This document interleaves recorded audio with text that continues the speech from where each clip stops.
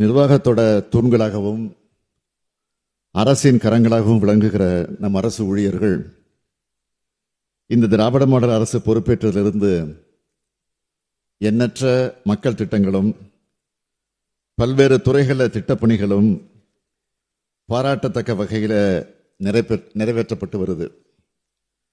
அகில இந்திய அளவில் நம்ம தமிழ்நாடு பல வகைகளில் முதலிடத்தையும் முன்னோடி மாநிலமாகவும் திகழ்ந்து கொண்டிருக்கிறது. அரசு ஊழியர் மற்றும் ஆசிரியர் பெருமக்கள் அனைவரின் உழைப்பும் சீரிய பங்களிப்பும் இதுக்கு ஒரு முக்கிய காரணமாக அமைந்திருக்கிறது. அரசு நடைமுறைப்படுத்தி வரக்கூடிய நல்ல திட்டங்கள் யாருக்கும் விட்டு போகாம எல்லா மக்களையும் சென்றடைய பயனாற்றும் அரசு ஊழியர்கள் ஒவ்வொருவரையும் இந்த தருணத்தில் தமிழ்நாடு அரசின் சார்பிலையும் தனிப்பட்ட முறையிலும் பாராட்டி நான் வாழ்த்தி மகிழ்கிறேன். மாண்புமிகு பேரவைத் தலைவர் அவர்களே, தற்போது அரசு ஊழியர் நலன் கருதி அவங்களுக்காக 9 அறிவிப்புகளை தாங்கள் வாயிலாக வெளியிட விரும்புகிறேன்.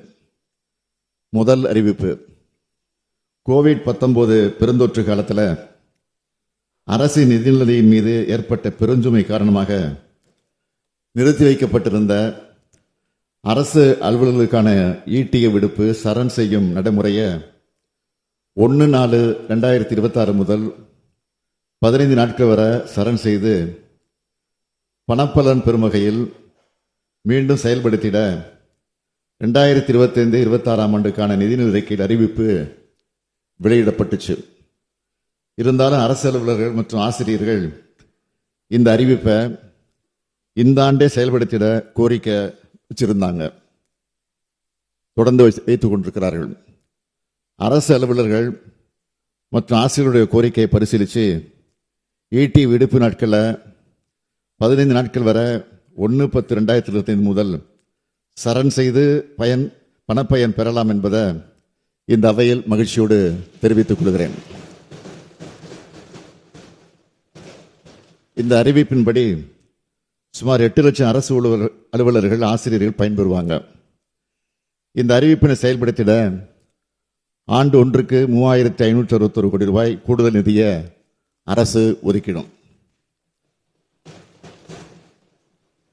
இரண்டாவது அறிவிப்பு, 1/1/2025 முதல் 2 விழுக்காடு அகவலப்படியினை ஒன்றிய அரசு அலுவலர்களுக்கு உயர்த்தி வழங்கிட அறிவிக்கப்பட்டதன் அடிப்படையில் மாநில அரசு பணியாளர்களுக்கும் 1/1/2025 முதல் அகவலப்படி 2 விழுக்காடு உயர்த்தி வழங்கப்படும் என்பதை மகிழ்ச்சியோடு தெரிவித்துக் கொள்கிறேன்.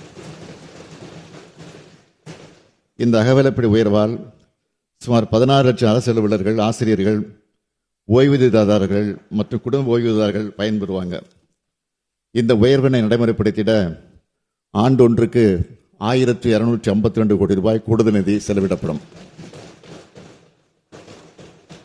மூன்றாவது அறிவிப்பு, அரசு பணியாளர்கள் மற்றும் ஆசிரியர்கள் அவங்களோட குடும்பத்தினரோட பண்டிகைகளை சிறப்பாக கொண்டாடின வகையில் ஏற்கனவே இதுவரை வழங்கப்பட்டு வரும் 10,000 ரூபாய் பண்டிகை கால முன்பணம் தற்போது 20,000 ரூபாயாக உயர்த்தி வழங்கப்படும்.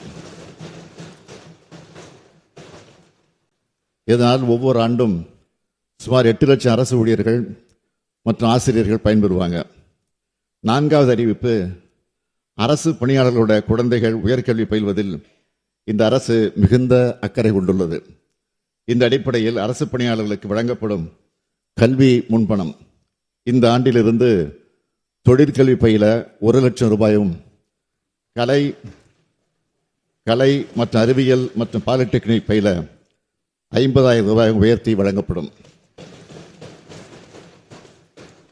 இந்த கல்வி முன்பண உயர்வால் தங்களின் குழந்தைகள் உயர்கல்வி பயில விரும்பும் அரசு பணியாளர்கள் மற்றும் ஆசிரியர்கள் பயன்பெறுவாங்க. ஐந்தாவது அறிவிப்பு, அரசு பணியாளர்கள் மற்றும் ஆசிரியர்கள் தமது பணிகாலத்தில் தேவையின் அடிப்படையில் திருமண முன்பணமாக பெண் ஊழியர்களுக்கு 10,000 ரூபாய் மற்றும் ஆண்களுக்கு 6,000 ரூபாய் வழங்கப்படுகிறது. இதனை பல மடங்கு உயர்த்தி அரசு அலுவலர்கள், ஆசிரியர்கள் அனைவருக்கும் மொத்தமாக 5 லட்சம் ரூபாயாக உயர்த்தி வழங்கப்படும்.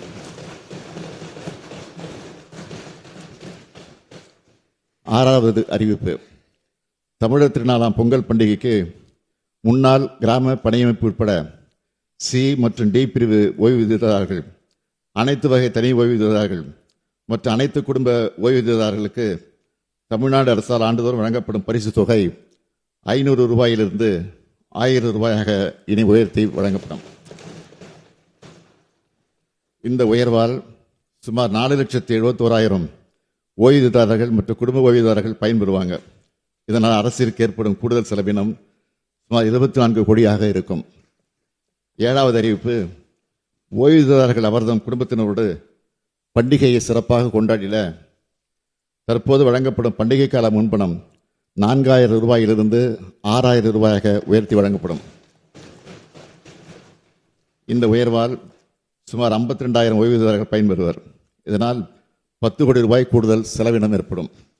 8வது அறிவிப்பு, அண்மையில் பழைய ஓய்வூதிய திட்டம், பங்களிப்பு ஓய்வூதிய திட்டம் மற்றும் ஒருங்கிணைந்த ஓய்வூதிய திட்டம் ஆகிய 3 ஓய்வூதிய திட்டங்கள் குறித்து விரிவாக ஆராய்ந்திட ஒரு குழு அமைத்து அந்த குழு தனது அறிக்கையை மற்றும் பரிந்துரையை 9 மாதங்களுக்குள் சமர்ப்பிக்க ஆணையிடப்பட்டுள்ளது.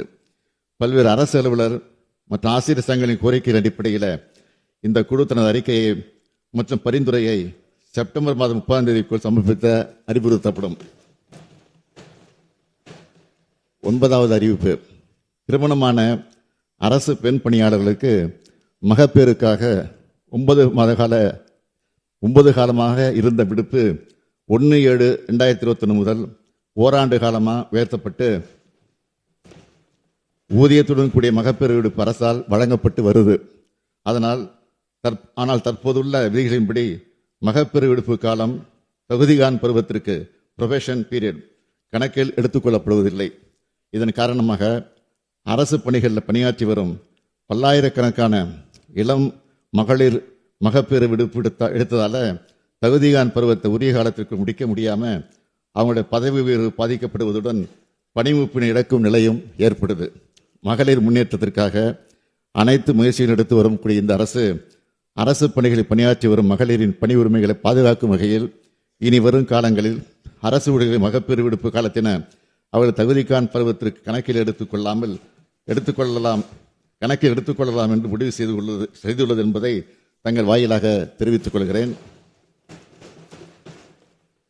தலைவர் கலைஞர் வழியில் அரசு ஊழியர்களுக்கு அரணா, அரசு ஊழியர்கள் நலனின் அக்கறை கொண்ட அரசா திராவிட மாடல் அரசு என்றும் தொடரும் என்று கூறி அமைகிறேன்.